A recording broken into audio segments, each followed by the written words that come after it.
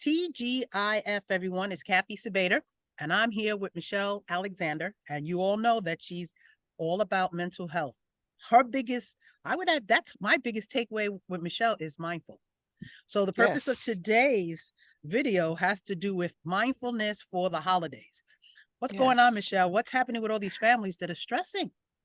Well, a lot of people are stressing, and I kind of just put out a Mm, podcast recently talking about the effects of anxiety, depression, missing loved ones during this time.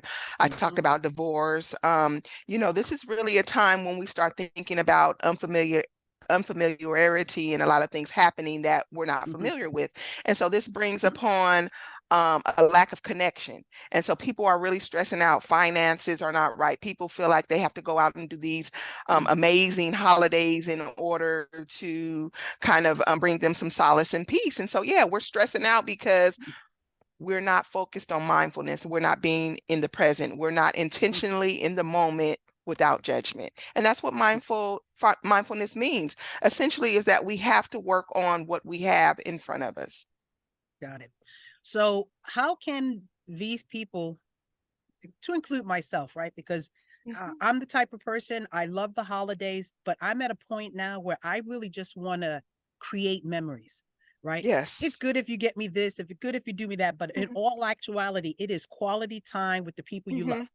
To me, Yes. that is the most important thing. But for Mhm. those individuals, because I have a twin sister, they like to give in another way. So how Mhm. can we kind of help them with, I don't want to insult you because I don't want to give, but at the same time, I just Mhm. want to spend time with you. Yeah.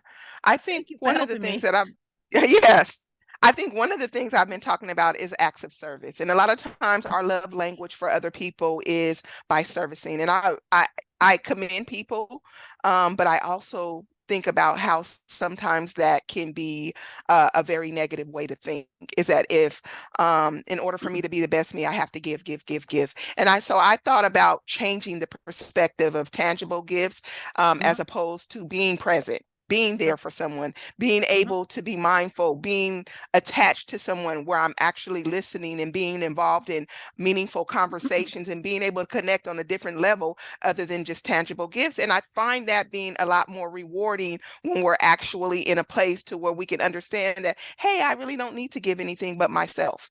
I don't mhm. really need to give anything but my time. I really don't need to give anything but my presence. So a lot of times, even the acts of service can be changed from a tangible gift to a mindful gift. It's just being there and being present and showing up. So then that's more like a shift or something that, people actually have to work on um, to get to that space, or what would you recommend? I definitely think it's a shift in thinking. I think that it's a shift in doing. I think it's a shift in behavioral changing, because a lot of times we're so caught up on like, this is how I'm supposed to do it. This is what needs to be done. And so we see no other way. And that we call that black or white thinking. It's either all or Mhm, nothing.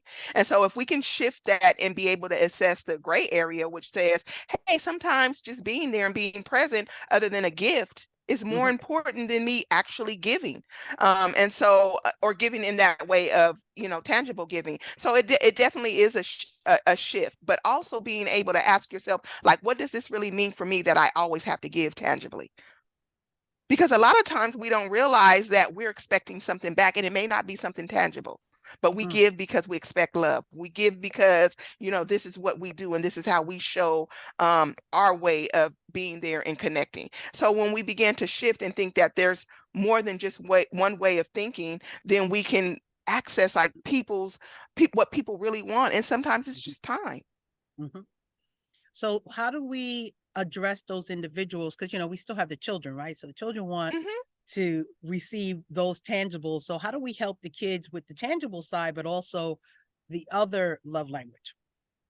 So for me, I've been kind of preparing my children all year long, actually way into last year, about Mhm. kind of what the meaning of Christmas is for us and how important it is for us to start creating memories that are lasting. And that there's a lot of people out there who may not be able to give, but that doesn't mean that they don't love you. And so we've Right. been able to change the trajectory of our children's thought process with tangible gifts by saying, hey, let's start creating memories. Let's do the 12 days of Christmas without actually giving anything but ourselves.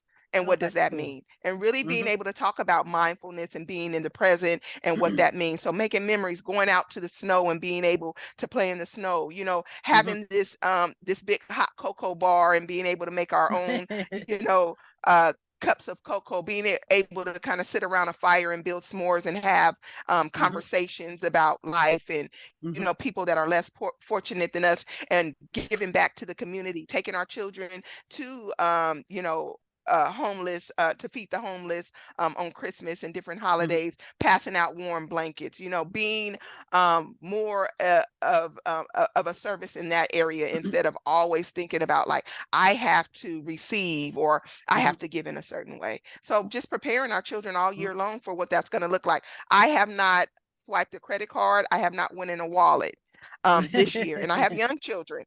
And it's Hmm. not because I can't do it, it's because I choose not to do it, because I really want to work out of a space of mindfulness, not only for myself, but I want to create that atmosphere for my children and my family. I believe that it's more meaningful. I think it's more less stress when you think about just showing up and being the Hmm. authentic you. Got it. And so how about those individuals, because you have people, this is their first holiday without a loved one. And then you have others, Mhm, right?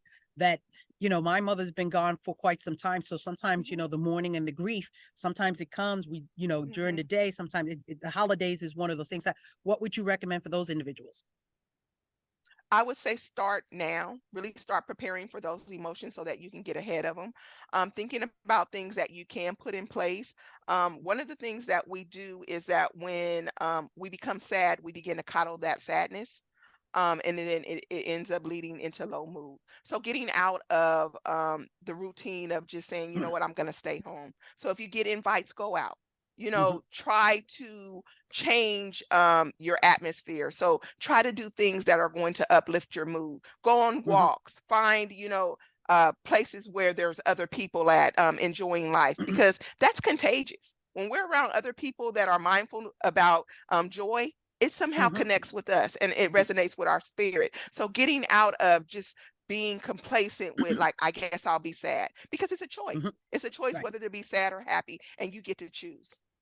That's a wonderful thing to say. So, and Mhm. that's something to say, we're fortunate. We live in San Diego. So just Yes. even driving to the park or to the beach and Hmm. just getting out, because a lot of the things too is, I call it post COVID, right?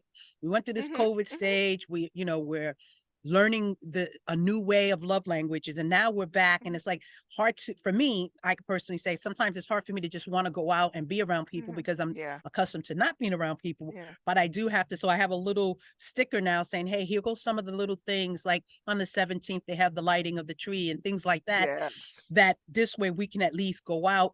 And even if we just stay 10-15 minutes, it's the fact that we went out and we enjoy Yes. and get Hmm. some refreshment from, as you stated, it's contagious.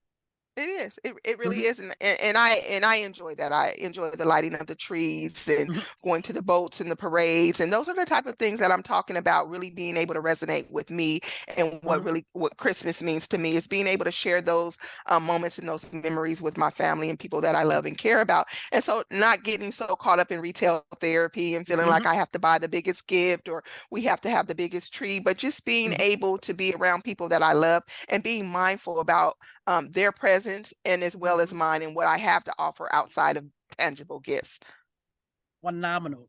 So listen, I Yeah. just wanted to thank you for your time, because what we want to do is on a monthly basis pick a topic. So we'll be back in January Yeah, talking about New Year's definitely. resolution. And um so what is it that you actually do? What's your title, Michelle? Because um I want them people to know who you are. Yes. So I'm a licensed marriage and family therapist. Um, I focus on individual couples.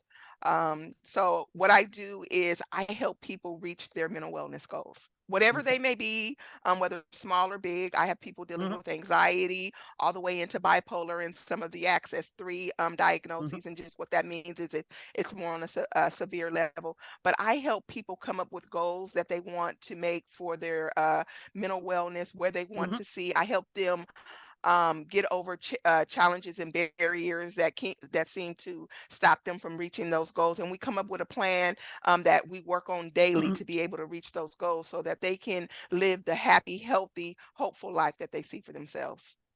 Well, again, Michelle, what's your phone number should they want to get in contact with you?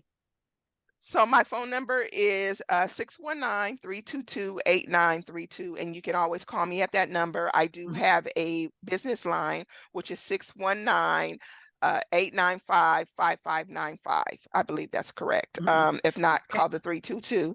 I also have a website where you can reach me at Michelle Alexander, LMFT, .com. So that is my website where you can reach me there.